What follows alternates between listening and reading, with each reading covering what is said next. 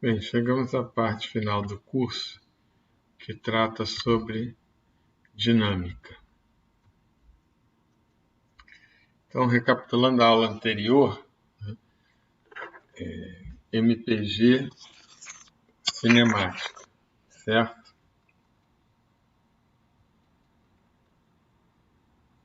Tá aqui. Então, vemos as equações VP igual a VA mais V de P em relação a A. A velocidade do ponto P é a velocidade do ponto A mais a velocidade relativa de P para com A. A velocidade de A é a translação. E a V de P em relação a rotação. Ok? E temos também aceleração. A de P, A de A, mais A de P em relação a A.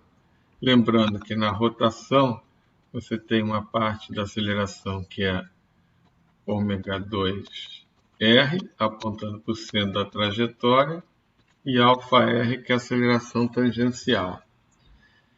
Além disso, nós vimos ainda a seguinte formulação: V de P igual a V de A mais V de arraste mais velocidade relativa. Certo? V de arraste é a velocidade com que um certo ponto está sendo arrastado pelo corpo que gira.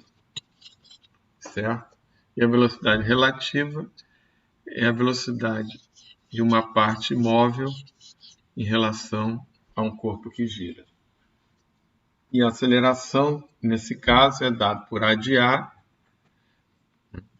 mais aceleração de arraste, aceleração relativa e a famosa aceleração de Coriolis.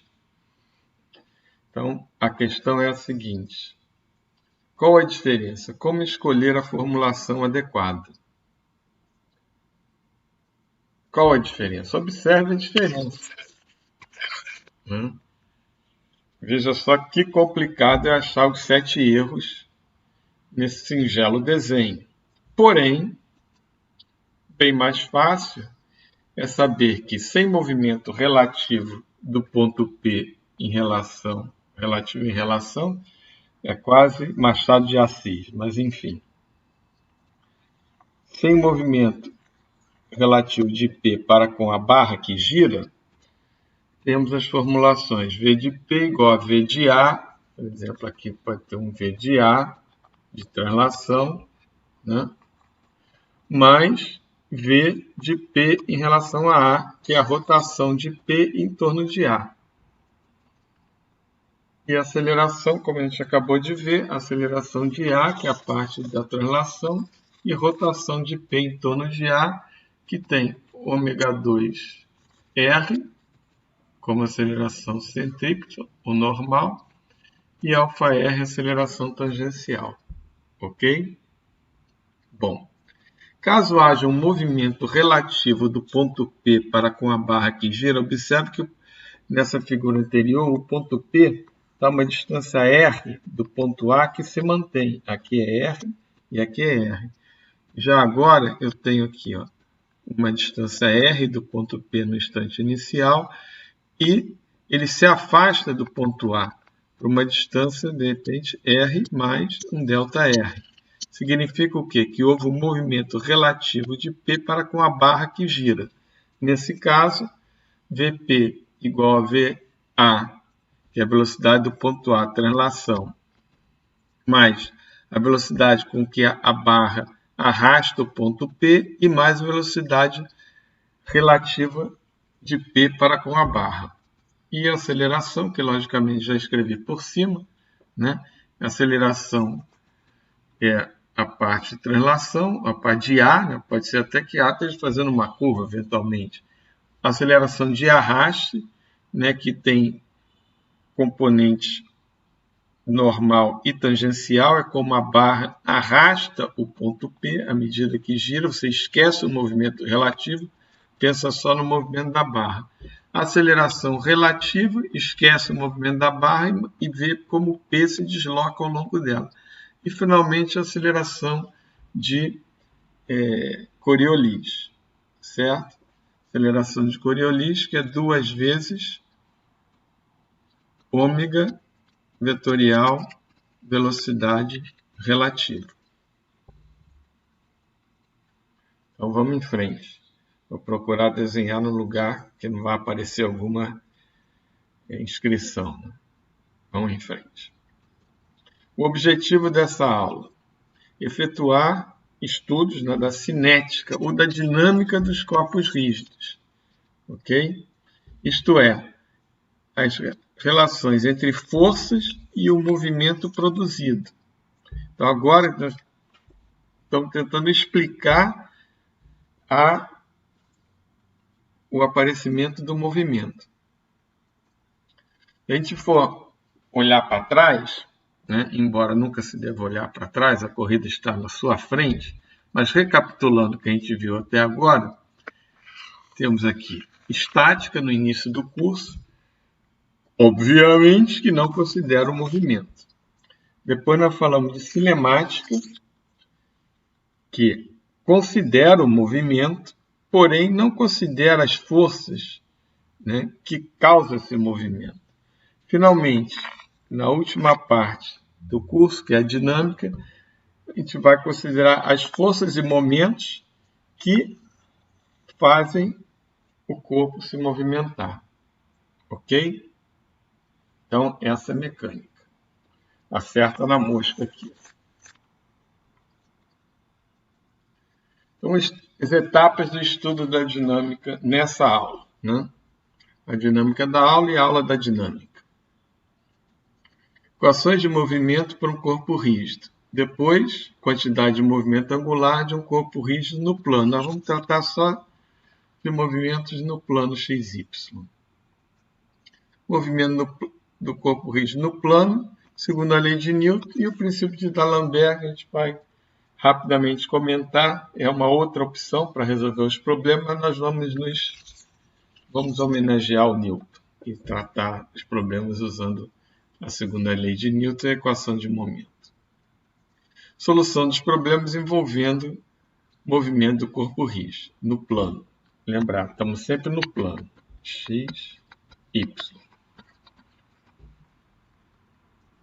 Ok? Então vamos lá.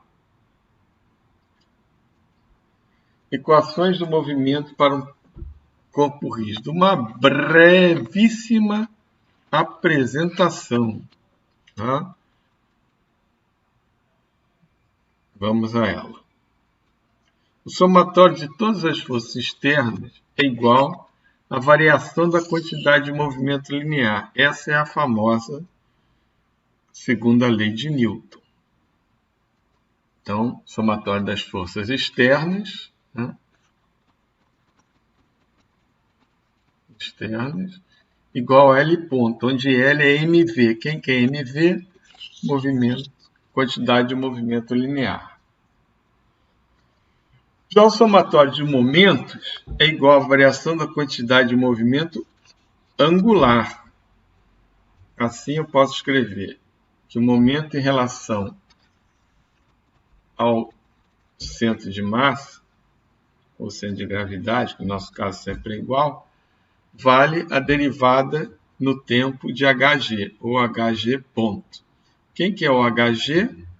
hg é justamente I barra ômega, que é a quantidade de movimento angular. E a derivada disso daí é o famoso I barra alfa. Quer dizer, então, que o somatório de momentos em relação ao centro de gravidade do corpo é igual a I barra alfa. Ok? Então, aqui existe uma certa analogia, né?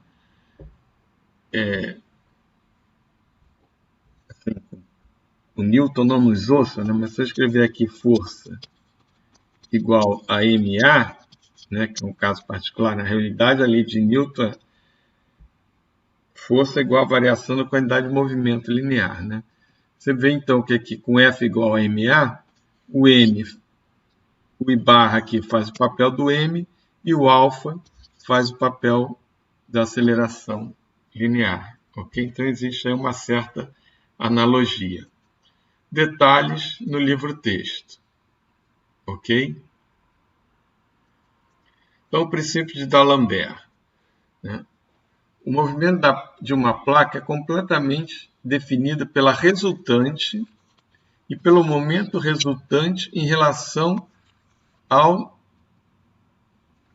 centro de gravidade das forças externas que atuam sobre ela. Então, tem uma placa aqui, né?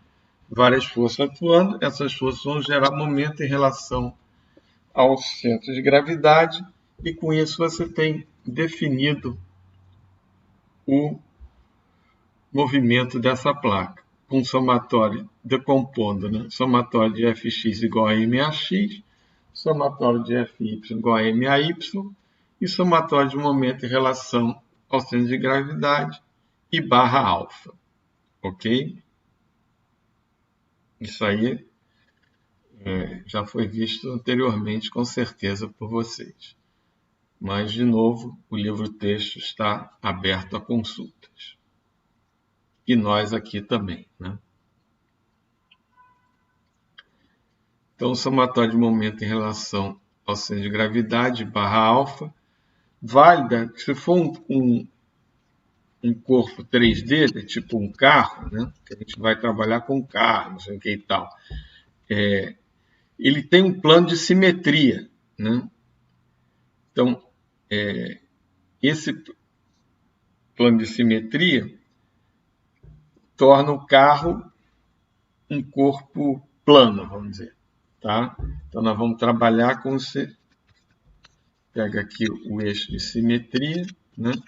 O carro tem um eixo de simetria em relação, então você pode trabalhar no plano, trabalha duas rodas, depois divide por 2, porque tem as rodas do lado de lá que são simétricas. Tá bom? Então, continuando, as forças externas que atuam sobre um corpo rígido são equivalentes às forças efetivas sobre as várias partículas do corpo. Então, tem esse desenho aqui que tenta mostrar isso. Várias partículas no corpo, dos quais atua uma força. No próximo slide, eu vou tentar exemplificar isso com uma única força, que é a força-peso. A força-peso ela é distribuída ao longo da massa do corpo, porém representada por um único vetor colocado no centro de gravidade.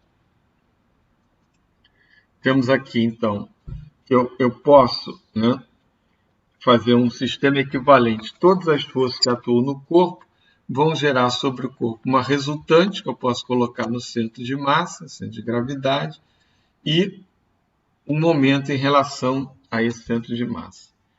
Então, fica completamente definido o movimento do corpo, com a resultante e com o momento em relação ao seu centro de gravidade, que é, no nosso caso, igual ao centro de massa. E aqui vem o tal do equilíbrio dinâmico, que é a base do princípio de D'Alembert, né? Assim, corintianamente falando, você pega as forças que estavam do lado, as resultantes estavam do lado direito seu, né? E joga para o lado esquerdo, né? Ou do lado esquerdo da equação, joga para o lado direito da equação e iguala tudo a zero. Esse é o chamado equilíbrio dinâmico, tá?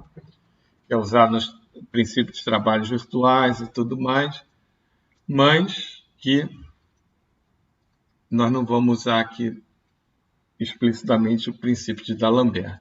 Então, falando daquele exemplo, né, do força-peso, imagina aí, para ficar como uma única força toda no corpo, alguma coisa em queda livre no vácuo. Então, se esse peso que subiu aqui estivesse caindo, né, o que acontece? Cada pedacinho dele atua uma força peso, né? Delta M vezes G, correto? É o delta PI, certo? Porque a força peso é uma força distribuída no volume do corpo. Existem forças de contato, como a gente vai ver mais para frente, a de atrito. Existem forças de corpo, como a força peso. O que a gente vai fazer? Pegar essa força distribuída no corpo todo e representá-la no centro de gravidade. Então, você pegou a força que estava distribuída num ponto só. Isso aqui é igual a quê? É igual ao efeito, né, que a força causa no corpo, que é uma aceleração para baixo, certo? Então, a y é a resultante, né? A y também é conhecido como g, né? Ok? Então, tem aqui a força-peso e o efeito sobre o corpo, que mais para frente a gente vai chamar de DCL e o efeito vamos chamar de DR. Finalmente, você pode pegar essa força-peso, né, e colocar uma força fictícia menos força-peso, isso tudo igual a zero, e aí nós temos o equilíbrio dinâmico do princípio de D'Alembert. Então, o princípio de D'Alembert pode ser usado, mas, por nossa opção, vamos focar mais na segunda lei de Newton, que até nos é mais familiar. Para facilitar a resolução dos problemas, né? Olha só, facilitar, não complicar. Estamos aqui para facilitar. Né? Vamos seguir os seguintes passos. Primeiro passo. Todo problema, nós vamos desenhar o diagrama do corpo livre e o diagrama resultante. O diagrama do corpo livre, todas as forças externas que atuam sobre o corpo devem estar nesse diagrama. E no diagrama da resultante, deve constar o quê? O efeito das forças sobre o corpo, ok? Depois que fizer isso, e olhando para o DCL e DR, a gente pode escrever as equações de força e de momento. Tá? Especial atenção para a equação do momento, porque ela pode te facilitar ou dificultar a solução do problema. Obviamente que qualquer ponto que você queira para calcular o momento, o resultado final vai ser o mesmo. Porém, se você escolher com sabedoria o ponto em relação ao qual você vai calcular o momento, o seu trabalho vai ser menor. E aí vai dar tempo de terminar a prova. Senão não vai dar. Ok? Finalmente, resolver as equações. E eu acho que nem coloquei aqui o quarto item, que é correr para o abraço. Está tudo resolvido já. Tá? Não coloquei. Viu? Então, DCL igual a DR. Essa é a chave de todo o capítulo. DCL. Todas as forças e momentos externos. Tudo externo tem que estar colocado no DR. DCL, diagrama de corpo livre. Forças e momentos. Sejam elas conhecidas ou incógnitas. As conhecidas, lógico que você vai colocar na posição certa, né? Se tem uma força-peso, né? Você não vai colocá-la para cima, não vai colocá-la na diagonal, vai colocá-la para baixo bonitinho. Né? As incógnitas, você pode arbitrar o sentido. O que se faz em geral? Arbitra-se o sentido positivo dos eixos. E se no final você chegar a um número que tem um sinal menos na frente, simplesmente você tinha arbitrado o sentido errado, é só trocar. Então temos aqui um corpo, forças externas que atuam sobre ele e momentos que atuam sobre ele. Então esse é o DCL. Nada interno interessa, são as forças e momentos externos. No DR, o efeito dessas forças e momentos sobre o corpo rígido. Então está lá o corpo rígido, o que está aqui? Somatório das forças externas, que é MA em relação, vou aumentar aqui o centro de gravidade, né? Pronto. Tá? E o momento, somatório de momento em relação ao centro de gravidade, que é o famoso I barra alfa. Agora, vamos aqui fazer uma outra consideração. Está lá o seu corpo, o somatório das forças externas é MA barra, barra é a aceleração do centro de gravidade. Temos aqui o momento em relação a ele, e barra alfa. Mas se eu tiver um ponto P, né, como é que eu escrevo o momento em relação a esse ponto P? Porque, como eu tinha falado anteriormente, a escolha do ponto em relação ao qual você calcula o momento é importante para facilitar a solução do problema. Então, o que acontece? Pode ser que o melhor ponto para fazer o momento não seja o centro de gravidade, seja um ponto P, ou um ponto A, enfim, um outro ponto que não aquele. E qual é a somatória de um momento em relação ao ponto P? O momento é um vetor, livre. Então, temos aqui o ponto P a uma distância d, somatório de momento em relação ao ponto P, vamos tirar esse negocinho da frente aqui, é I barra alfa mais MAD. MAD, o que é? O momento da resultante em relação ao ponto P. Ok? Lembrai-vos, hein? Não vão errar isso, por favor. Eita, vamos lá. Agora falar da força de atrito. Temos aqui um bloco sobre uma mesa, aplicado uma força F, existe um atrito, uma FAT, que é a força de atrito. Ok? De onde vem essa força de atrito? Vem da rugosidade aqui, que essas superfícies não são perfeitas, assim como o tricolor das laranjeiras. Existe rugosidade, né? Ok? A força de atrito é uma força de contato ou de superfície. Lembra que falei, a força-peso é força de volume. Atrito é força de contato. Tem que ter contato entre os corpos para ter atrito. Tá? Então, a força de atrito está ligada à força normal, através do coeficiente de atrito Ni. Para os mais puristas, Ni. Né? Enfim, vamos lá. Será que a força de atrito atua sempre no sentido contrário ao movimento? Será? Tchan, tchan, tchan, tchan. Então, repetindo, a força de atrito é uma força de contato. FAT igual a μN. Muitas vezes o atrito é injustiçado, coitadinho, só falam mal dele. Né? Mas, se não fosse ele, você não sairia do lugar caminhando. Certo? Você não ia passear de carro e outras coisas mais. Ok? Então, não fique bravo com a força de atrito. Vamos falar mais dela. Temos aqui um gráfico da força de atrito. Força de atrito e a força aplicada. FAT e a força F.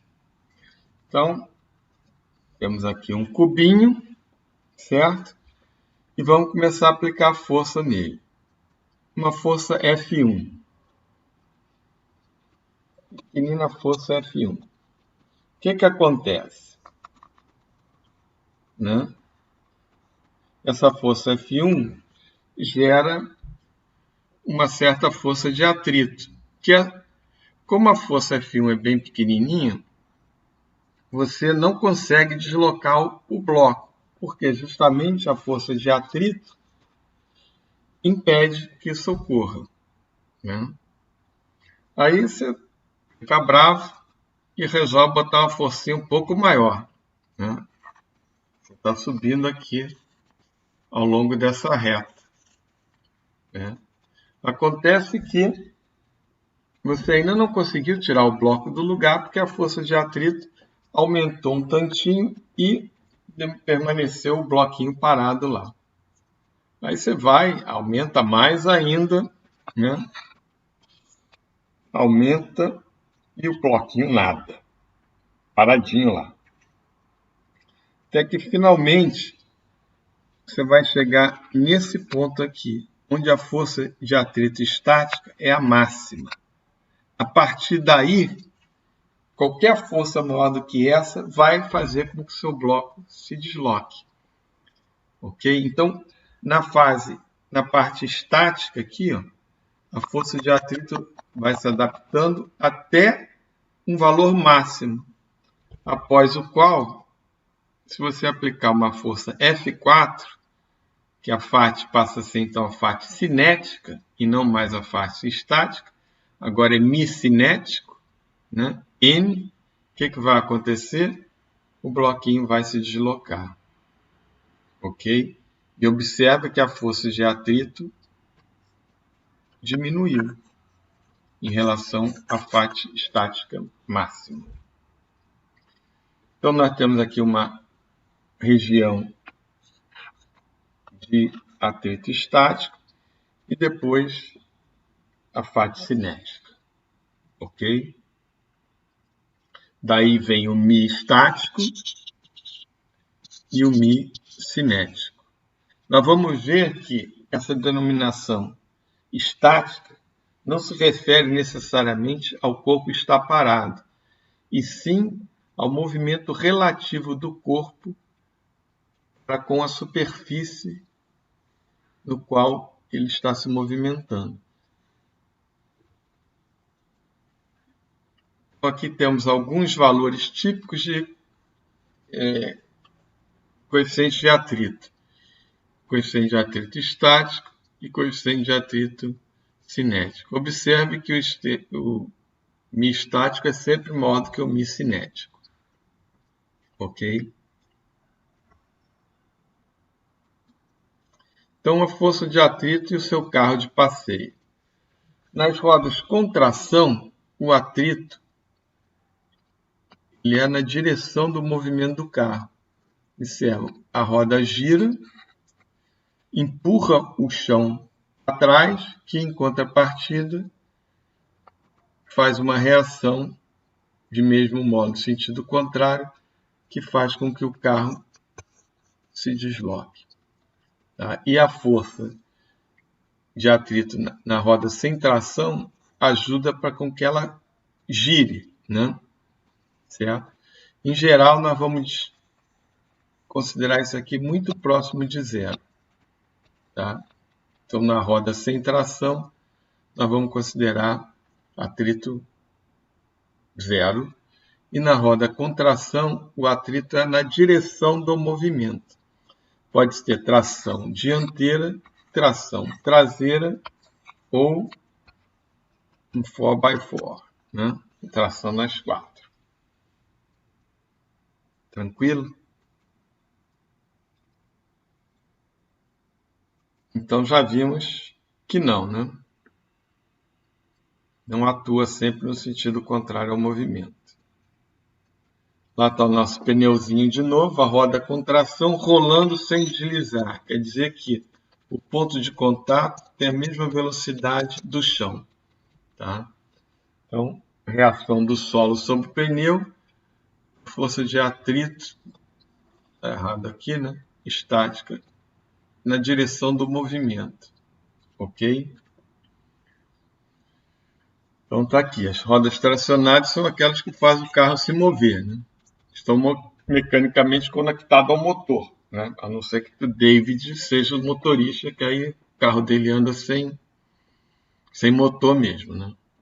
O famoso David Copperfield. Se não houvesse atrito, o que ia acontecer? Essa roda ia ficar girando em falso aí, você não ia sair do lugar nunca, né? Então agradeço ao atrito você poder passear no final de semana, quando isso for possível de novo. Assim, o atrito atua na direção do movimento nas rodas tracionadas. Já na roda sem tração, o que acontece? Ela rolando sem deslizar, de novo, não tem escorregamento, né? O ponto de contato tem a mesma velocidade, tanto para o chão quanto para o pneu. Como o chão está parado, o ponto de contato, a velocidade dele é zero, né? Então, as rodas não tracionadas teriam tendência a deslizar sem girar, mas o atrito faz com que elas girem. Tá? Só que esse atrito, vamos dizer que ele é bem pequeno, né? Tudo bem azeitadinho no seu carro lá, de forma que, em geral, nós estamos desconsiderando o atrito nas rodas sem tração, ok? Então, lembrai-vos, na roda com tração, atrito aponta na direção do movimento e na roda sem tração, estamos considerando atrito nulo, ok? E depois que você estacionou o carro, o atrito continua te ajudando, né? Senão você não conheceria, ia conseguir dar aquela caminhada, conhecer o local, né? Então, da mesma forma, você empurra o chão para trás, o chão te empurra para frente, ok? Então, atritai-vos. O atrito na frenagem do carro. Além de impulsionar o carro para frente, uma hora você vai ter que parar, né? Senão, né? E quando você fizer isso, você vai ter que apertar o freio, né? E o ideal é que o atrito para parar o carro seja o atrito estático. Por quê? Porque o Mi estático é maior do que o Mi cinético. Então, com isso, você vai parar seu carro numa distância menor. Ok? Se você travar as rodas e ela parar de girar e começar só a deslizar, você está no atrito cinético. Isso não é bom, tá? Porque a força de atrito vai cair, você vai eventualmente bater no cara da tua frente. Para que isso não aconteça, é melhor manter sempre o atrito cinético, ou melhor, estático, na hora de parar o carro, porque a força cinética é menor. Tá? Então, daí surgiu o famoso ABS, que é aquele sistema de freio que não deixa que sua roda trave. Tá? Ela não deixa que trave a roda. Por quê? Porque ela está sempre buscando o atrito estático. Se a roda começar a travar, ela solta e depois prende, não, solta e prende. Tá? De forma que você tem sempre em torno do atrito estático, que é maior. E com isso, de novo, mais seguro para você. Agora tem um esclarecimento importante, né, sobre a nomenclatura estática, coeficiente de atrito estático. Né? E se refere ao ponto de contato, o movimento relativo no ponto de contato. Vamos lá. Observe a diferença entre um paralelepípedo, um bloco e uma roda. Um paralelepípedo, um bloco, para ele deslocar, necessariamente você vai ter que deslizar ele. Né? Aquele exemplo do slide anterior que eu vou repetir aqui. Você vai fazendo força, ele está parado, uma hora ele desliza em relação à superfície. Enquanto ele está parado, a velocidade dele em relação à superfície é a velocidade da superfície, né? Que eu estou considerando, por exemplo, uma mesa. Então está tudo parado. No momento que ele começa a deslizar, no contato dele com a mesa, os pontos no bloco têm velocidade diferente da mesa. Né? E daí não existe mais igualdade na velocidade no ponto de contato. Existe um movimento relativo ali. Ok? Então vamos lá. Já com a roda isso não ocorre. Olha só. Temos aqui um chãozinho. Temos aqui um bloco. Qual a velocidade do chão? 0. Qual a velocidade do bloco parado? 0. Né? Se eu aplicar uma força agora, aqui, ó, não existe movimento relativo, porque o bloco está parado e o chão também. Certo? Com essa forcinha F. Eu vou aumentando a força até que uma bela hora, o que vai acontecer? O bloco vai se deslocar. No que ele se desloca, o chão está parado. Porém, né, a velocidade no contato é diferente de 0 para o bloco. Então, existe aqui um movimento relativo do bloco para com o chão, naquele ponto ali. certo? Existe uma diferença de velocidade no ponto de contato. Agora, olha um pneu parado. Pneu parado e um pneu girando, sem deslizar, ok? Girando sem deslizar. Eu vou ter aqui o ponto de contato. Quanto é que vale a velocidade do chão? 0. E quanto é que vale a velocidade do ponto do pneu que está em contato com o chão? 0 também. Então não há um movimento relativo aqui, porque o pneu está ou parado ou girando sem deslizar. Então, nesse caso aqui, qual o atrito? Cinético ou estático? É o estático, porque não existe movimento relativo. O pneu gira sem deslizar, ok? Logicamente que ele está andando para a direita, né? Porque vai cair do laptop, então deixa ele só com a impressão que ele está girando aqui. Ao contrário de um bloco que, para se movimentar, teve uma velocidade diferente do chão, senão ele não saia do lugar. O pneu tem essa capacidade, por isso a roda é uma das grandes invenções da humanidade. Tá? Portanto, o bloco, para se movimentar, o atrito estático precisa ser vencido. Então, há deslizamento e o coeficiente de atrito é o cinético. Já a roda tem a capacidade de rolar sem deslizar. Nesse caso, nós estamos no coeficiente de atrito estático, pois o ponto de contato tem a mesma velocidade do chão, no caso 0. Obviamente que a roda pode girar e deslizar. Se isso acontecer, você caiu agora no atrito cinético, que é o que o sistema ABS procura evitar. Ok? Está claro isso daí? Se não tiver, perguntai-vos. Então, observe a roda girando sem deslizar. No ponto de contato, a velocidade é igual do pneu com o chão, quer dizer, 0 no ponto de contato. Agora, observe alguns carros deslizando. Olha só. Olha lá. Outro.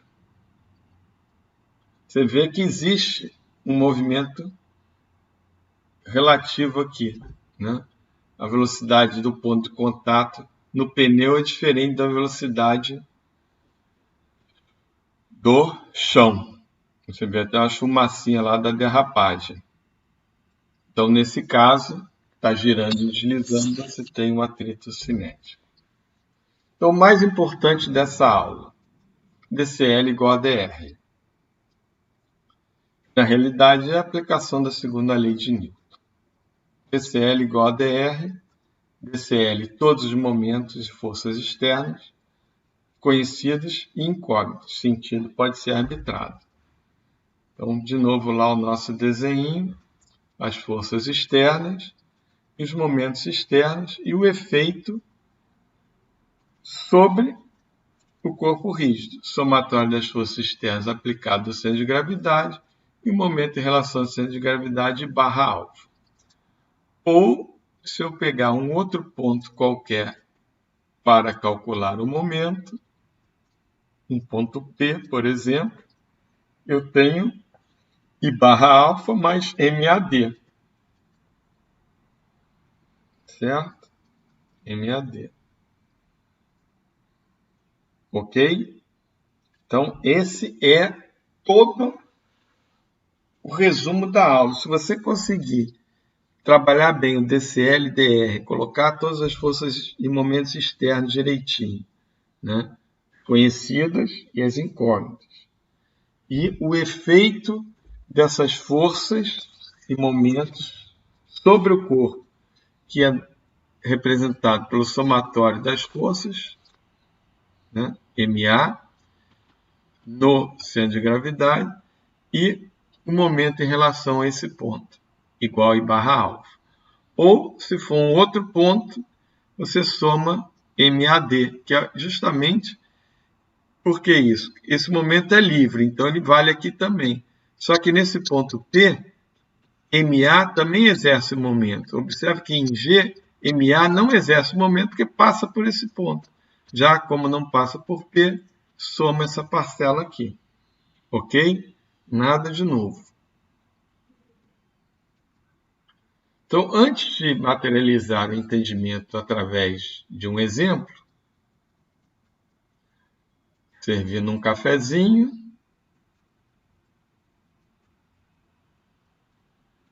come um bolinho,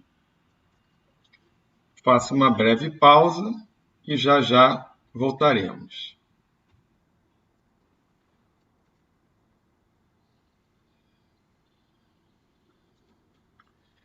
Repetindo, porque é tudo que essa aula precisa ficar na cabeça, que DCL igual a DR, de novo, no nosso corpo, as forças e momentos externos, conhecidas e incógnitas, e o DR, né? Está aqui o somatório das forças externas e o momento em relação ao centro de massa, igual a I barra alfa, onde alfa é aceleração angular, lembrai-vos, e barra, momento de inércia, em relação ao centro de gravidade. Ou, caso você queira usar um outro ponto para calcular o momento, você vai escrever que o momento do ponto em relação ao ponto P, já que o momento é um vetor livre. Então, escreve-se isso aqui. O I barra alfa, que é o momento livre, e o MAD, que é o momento da resultante em relação àquele ponto P. Ok? Foca no passo a passo. Então, aqui um exemplo, primeiro, né, e único dessa aula. Na próxima aula, mais exemplos. Então, você tem um furgão, um peso de 10.000 newtons, velocidade de 10 metros por segundo, em I. Já vai aparecer os eixos ali. Né? Vou colocar eles aqui. X e Y.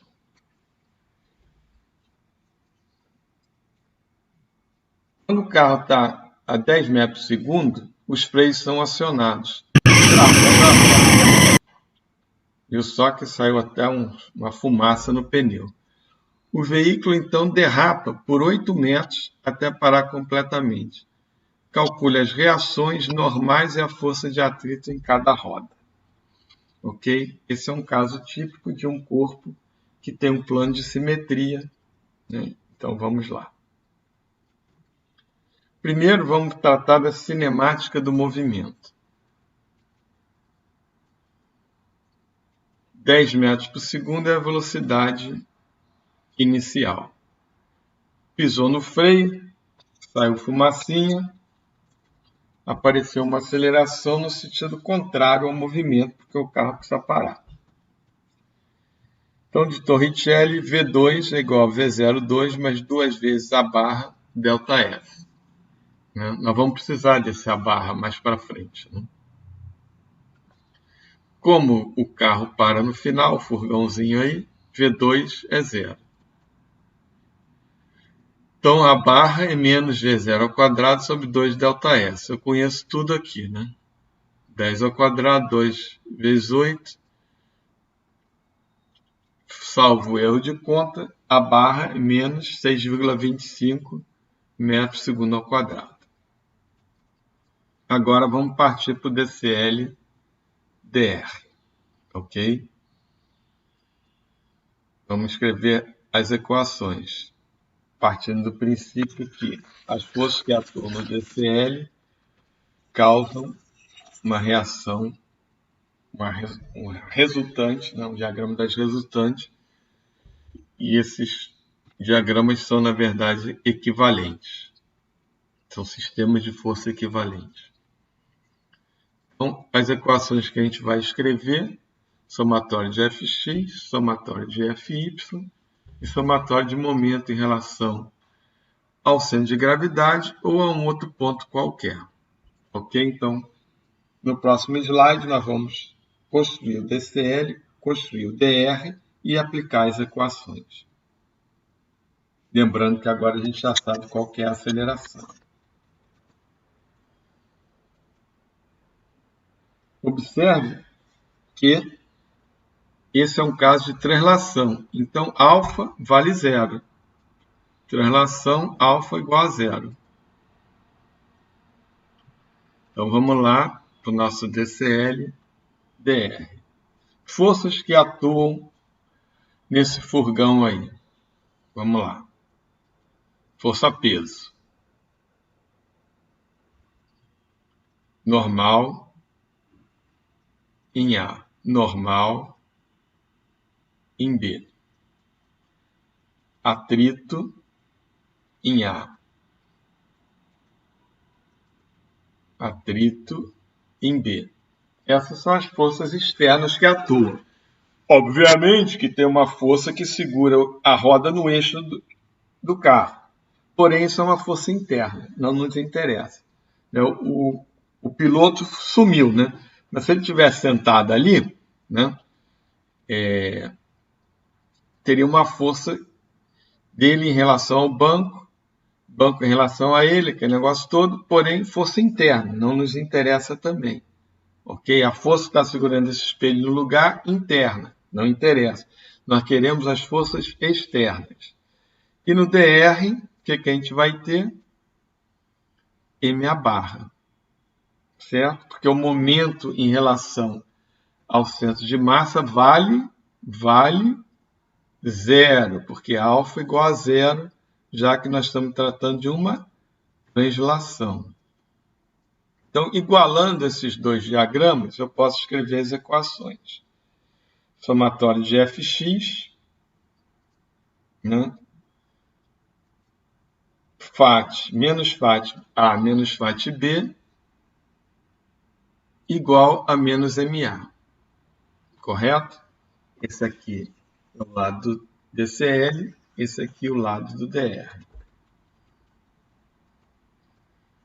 A Φ, como a gente já sabe, é μn. Nós vamos usar esse fato mais para frente. Essa aqui é a equação 1. Somatório de Fy, positivo para cima, eu tenho que normal em A mais normal em B menos o peso igual a zero, né? Porque não tem aceleração em Y. Essa é a equação 2. Da equação 2, eu posso escrever que NA mais NB é igual a P, que nós sabemos é mg. E temos a equação 3. Ok? Tranquilinho. Observai-vos. Tá?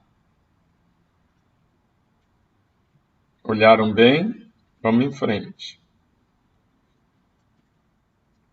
De 1, eu sei que μ cinético mais NA mais NB é igual a MA/. Por quê? A Φ é μn. Como está deslizando, esse μ aqui é o cinético. Tá ok? Então, troquei menos Φ A menos Φ B por μ C NA mais NB igual a MA/. E essa é a equação 4. Contemplai-vos.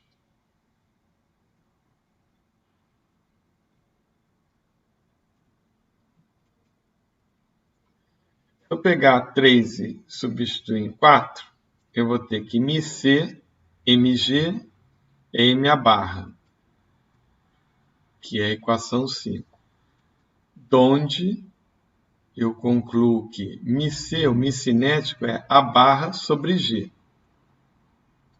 Substituindo os valores, eu vou chegar que o μ cinético vale 0,64. Observe que o coeficiente de atrito é um número adimensional. Tranquilo? Então, trabalhamos somatório de Fx, somatório de Fy. Ok? Falta que é o somatório de momentos. Vamos a ele. Repetindo aqui o TCL-TR, eu vou fazer somatório de momento, sentido anti-horário ou sentido positivo. A primeira questão é, em relação a qual ponto fazer somatório de momento. Se eu fizer em relação ao centro de gravidade, observa que somatório de momento em relação ao centro de gravidade barra alfa. Translação alfa igual a zero, então somatório de momento em relação ao centro de gravidade vale zero.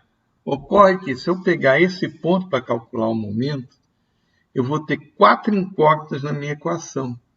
E a única força que eu conheço vai estar fora da equação, que é a força-peso. Correto? Consigo resolver? Consigo. Vai dar mais trabalho? Vai. Então, qual ponto? Em relação a qual ponto? Na realidade, tem dois, né, que são equivalentes. Eu vou escolher o ponto A. Por que o ponto A? Na hora que eu escolho o ponto A, eu mato essa faixa, essa outra normal e essa outra faixa. A minha equação vai ter apenas NB e o peso do lado do DCL.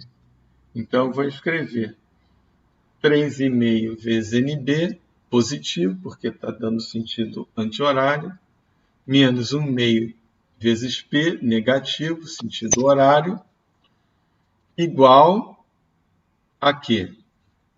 A MAD. D é 1,20, então fica 1,2 ou 1,20 vezes MA, é o momento em relação ao ponto P. E o negócio correu mais rápido do que eu queria, né?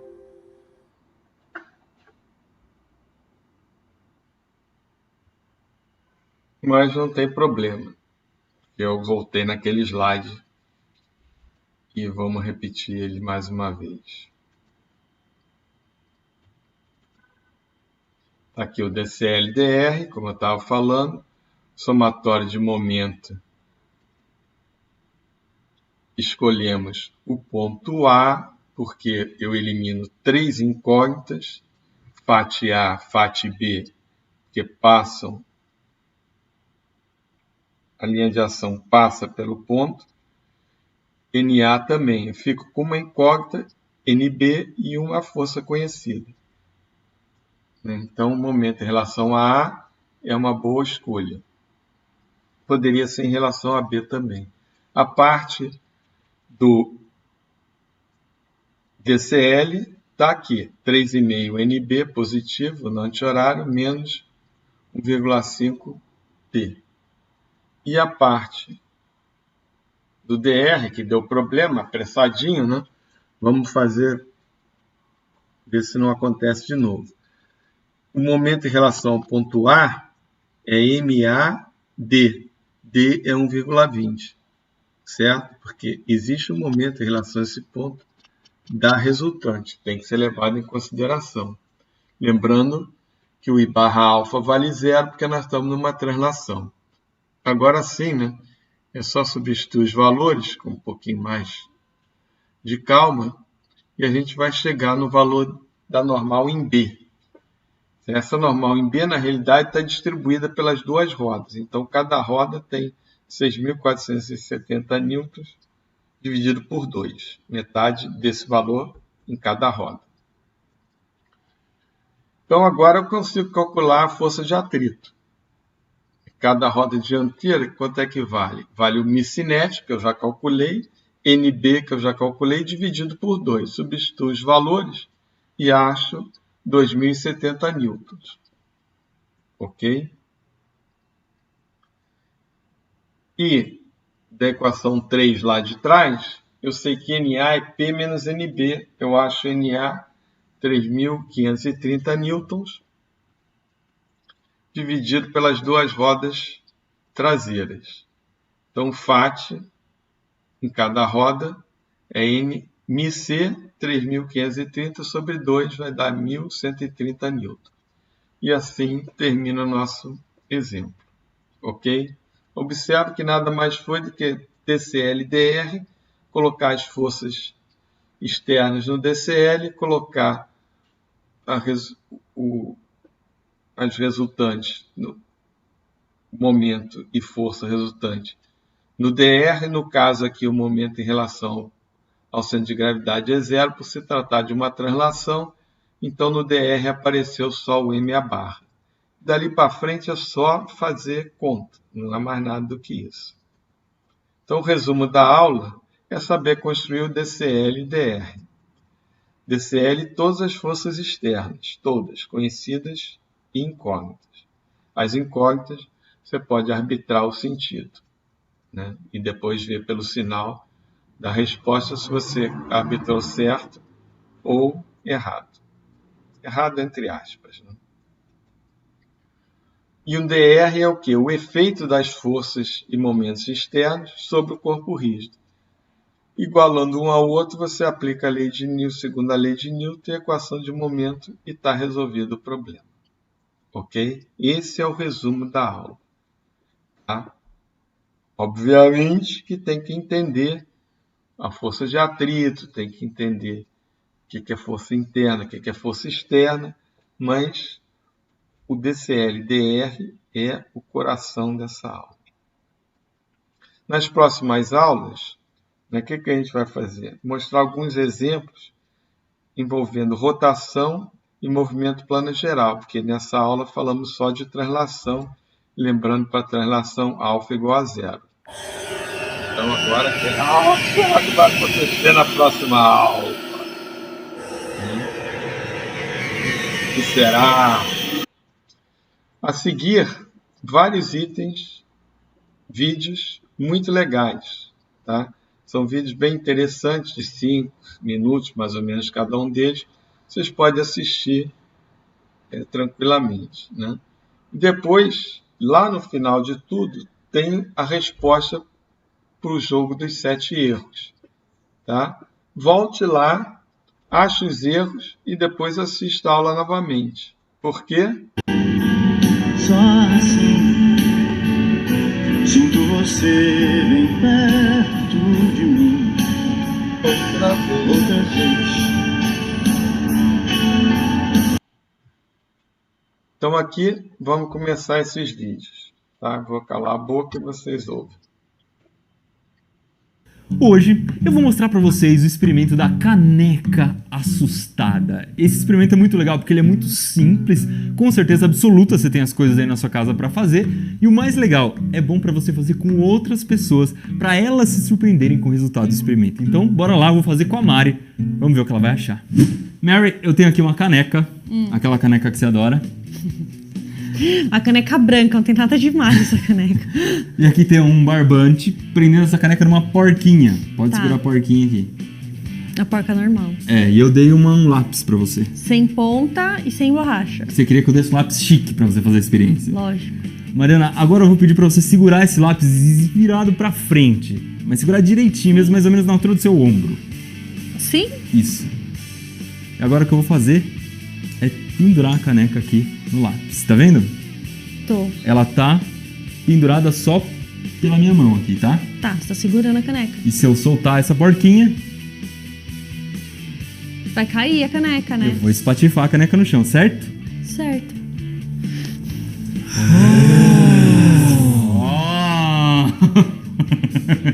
Tá concentrada? Tô. É só soltar ou tem que empurrar alguma coisa? Só soltar.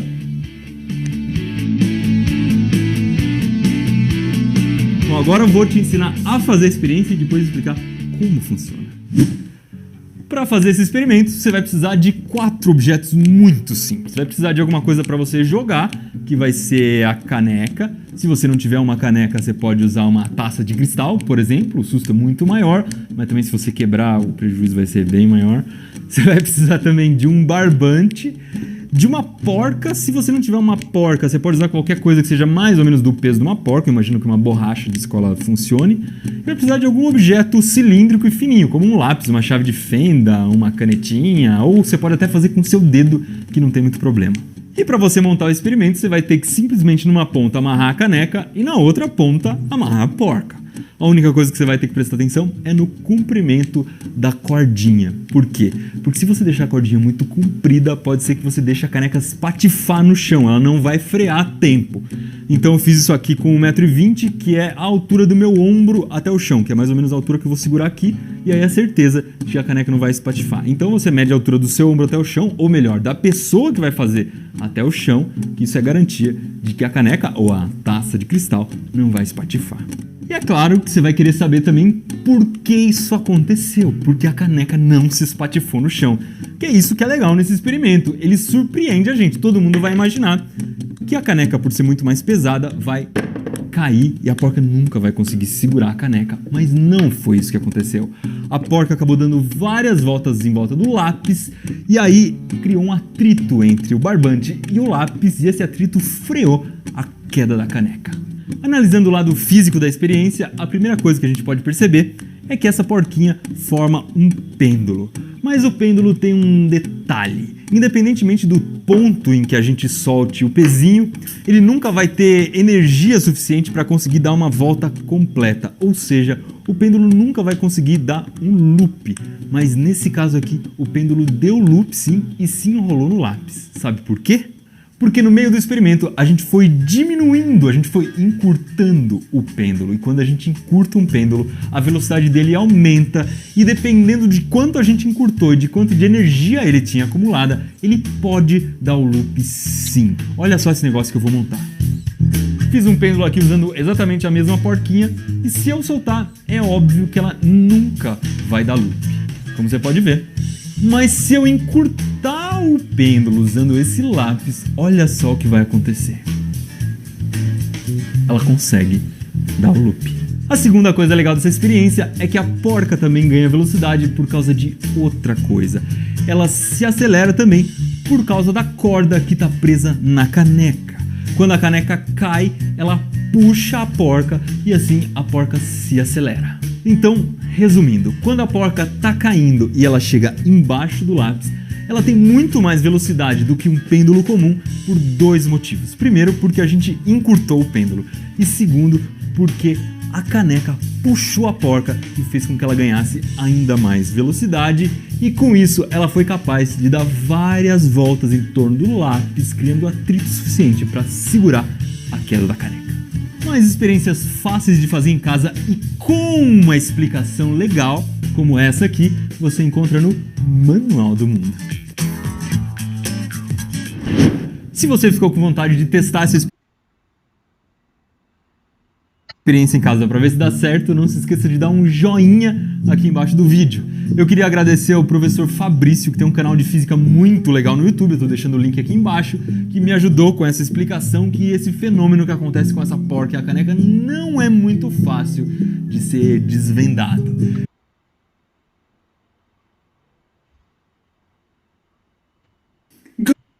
Good morning. If we slowly raise this end of the board, we can solve for the coefficient of static friction between the book and the incline. Flippin' physics. Bobby, what are our known values? Well, it looks like the book starts to slide when the incline angle is 15 degrees.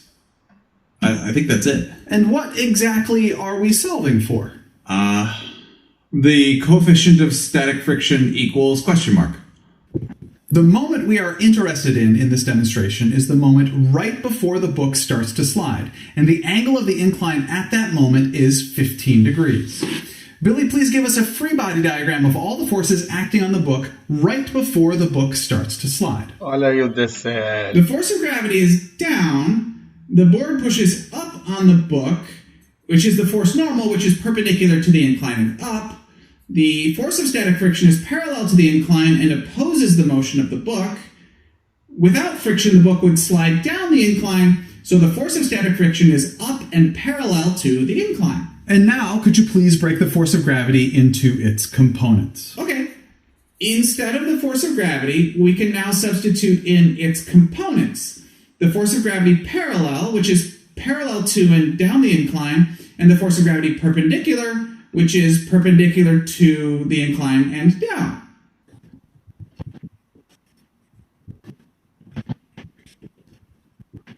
Bo, could you please do the next step? Next, we need to sum the forces. Let's do the parallel direction. The net force in the parallel direction equals force of gravity parallel, which is positive because it is to the right, and force of static friction, which is negative because it's to the left. And this also equals mass times acceleration in the parallel direction, but I don't know what to do now. Bo, that's fine. Class, what is the acceleration of the book in the parallel direction before the book starts to move? Zero. Therefore, before the book starts to move, the force of gravity parallel and the force of static friction are equal in magnitude. So notice as the incline angle increases, the force of gravity down the incline, what we call the force of gravity parallel, increases. Therefore, the force of static friction, which adjusts in magnitude to keep the book from sliding relative to the incline, also Exatamente o que a gente increases. falou na aula. The force of static friction continues to increase until the magnitude of the force of gravity parallel is just barely above the magnitude of the maximum force of static friction, at which point the friction switches from static to kinetic, decreases in value, and the book begins to accelerate down the incline. Therefore, we use the maximum force of static friction in our equation because the force of static friction is at its maximum value when the incline is at 15 degrees. And because it is static friction, we know the book isn't moving yet, which means the acceleration in the parallel direction is equal to 0. Bobby, why don't you substitute in some equations, please? Force of gravity parallel is mass times gravity Acceleration due to gravity. mass times acceleration due to gravity times sine theta, which equals force of static friction maximum, which is the coefficient of static friction times force normal. We need force normal. Force normal equals force of gravity. No, it doesn't. No. Yes, it does. Force normal equals mass times acceleration due to gravity. Got it in my notes somewhere. Force normal does not equal the force of gravity. Many students think it does.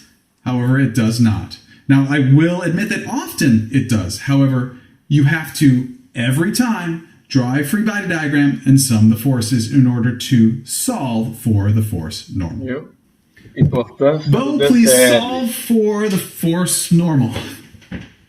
The net force in the perpendicular direction equals force normal minus force of gravity perpendicular, which equals mass times acceleration perpendicular. Acceleration in all directions is 0, so force normal equals force of gravity perpendicular, which equals mass times acceleration due to gravity times cosine theta. Pretty much equals force of gravity. It's just force of gravity perpendicular instead. It doesn't really matter. Billy, please continue. We can substitute for force normal mass times acceleration due to gravity times cosine theta into the equation we had from the net force in the parallel direction. We now have mass times acceleration due to gravity times sine theta equals the coefficient of static friction times mass times acceleration due to gravity times cosine theta. Everybody brought mass to the party. Actually, everybody brought the force of gravity to the party.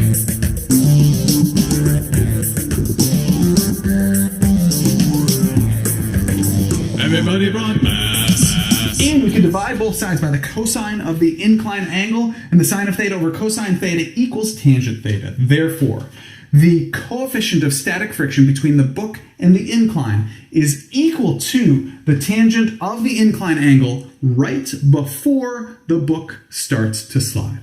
Pretty cool, eh? That is pretty cool. I guess. We could plug in 15 degrees for our incline angle, and we get that the coefficient of static friction between the book and the incline is 0.267949, or 0.27 with 2 significant digits. Por favor. Thank you né? very much for learning with me today. I enjoyed learning with you. Só, né?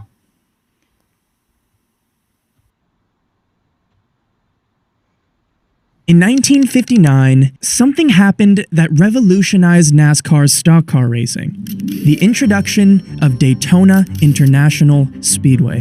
Daytona was unlike any racetrack before it because of these banked turns. Turns had towering walls that sloped downwards to the center, walls that NASCAR's stock cars would drive onto. Daytona's banks were a whopping 31 degrees, significantly steeper than the relatively flat 12-degree banks at Martinsville or Okanichi speedways. In the first year of Daytona, stock car drivers qualified at speeds of more than 140 miles per hour. And today, at the same track, that speed is more like 200 miles per hour, in large part because of the steep banks. Which raises the question, how do banked walls help cars go faster?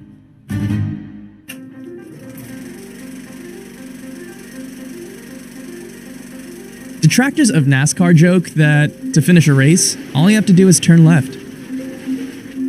To NASCAR fans' chagrin, it's somewhat true. For the majority of NASCAR races, most of the lap is completed while turning, or cornering. What critics misunderstand is that it's the turns where good drivers earn their keep. Viewers will see stock cars rocket past each other in the straightaways and think, well, the faster car had more horsepower. Not so true. The speed that the driver uses to pass comes largely from the momentum they collect in the curve they just left. The winningest NASCAR drivers, then, are the ones that understand the corners the best, change direction the fastest, pick the best lines, and apply power at the right times to navigate the corners better than their competitors. It's the corners where the races are won. Going straight is easy. Newton's law of inertia tells us that an object going straight will keep going straight until something makes it change direction. So, driving a stock car on a straightaway, even at 180 miles per hour, would be fairly easy for you or me. It's turning that presents some challenges. To turn, a force needs to push the car sideways. That force is centripetal force. Imagine a ball attached to a string. When I twirl the ball in a horizontal circle, the tension in the string provides the centripetal force to make the ball curve. Our stock cars don't have strings attached to them. The centripetal force needed to move the car left is caused, instead, by friction at the tires. But at high speed, the force of friction at the tires alone is not enough to pull the car to the left. Let me explain by example. Think about turning sharp circles in a flat parking lot. The faster you go, the more unsteady the car will be. With enough speed, the car will slide out. Taking the first turn at Bristol Motor Speedway at 130 miles per hour requires an immense 16,000 pounds of force to move the car to the left. That's where high banks come in handy.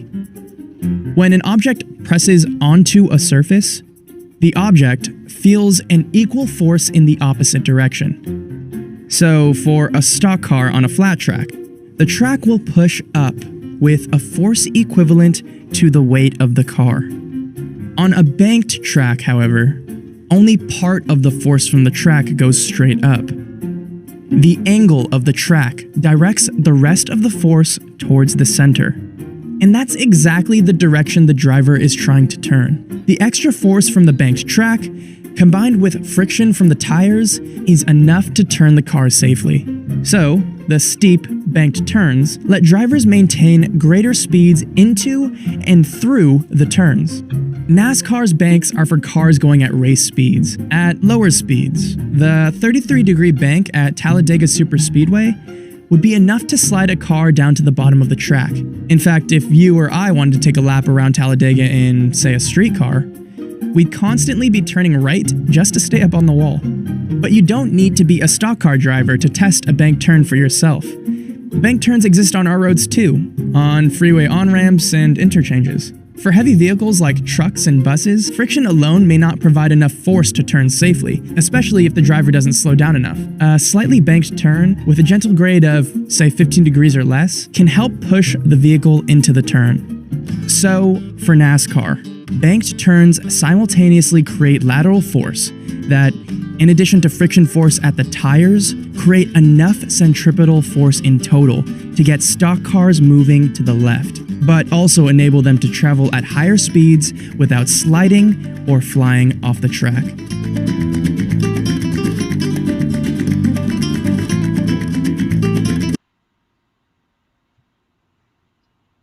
E para terminar, hoje eu vou mostrar para vocês um desafio de destreza e de memória. São alguns movimentos que você vai fazer num jogo e os seus amigos vão ser desafiados a tentar copiar esses movimentos. Eles não vão conseguir, por mais simples que esses movimentos sejam. O desafio é o seguinte: vão ter 3 copos e os seus amigos têm que fazer 3 movimentos. E no final desses movimentos, os 3 copos têm que estar virados de boca para cima. E o que é um movimento? Um movimento é pegar as 2 mãos e com cada mão mexer um copo. Então, isso aqui é um movimento. Isso aqui é um movimento. Isso aqui, por exemplo, é um movimento. No final, os 3 copos estão de boca para cima. Então a pessoa tem que fazer 3 movimentos e no final os copos vão estar de boca para cima. Só isso. E mais, você ainda vai mostrar uma vez como é que faz para a pessoa fazer mais fácil, para ficar mais fácil de fazer. Então eu vou mostrar para você agora como é que faz. Então presta bem atenção nos meus movimentos. 1, 2, 3. E os 3 copos estão de boca para cima. E agora você desafia a outra pessoa a fazer a mesma coisa. Repetir o seu movimento? Eu não consigo repetir isso. Eu não me lembro. Não, vou fazer de novo, ó. Fazer de novo.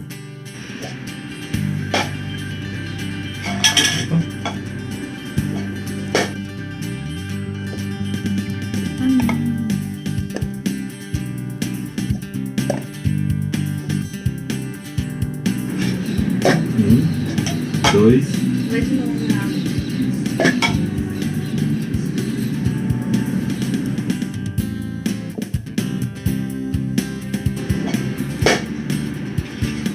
Ah, tem que acabar com os 3 pra cima? É. Opa. Cada movimento tem que... Não precisa cruzar os braços. Vai, faz de novo, faz de novo. Não, mais uma vez, o desafio era você ter decorado na primeira. Já tá no 4º movimento? Vai.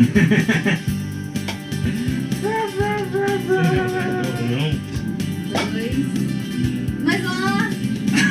É muita sacanagem. É muita sacanagem. É, não, agora você tem que saber como ele trapaceou. Esse que é o problema. Não pode, foi trapaça que você fez. Não trapaceei. Ó, você virou 1, aí você virou 2.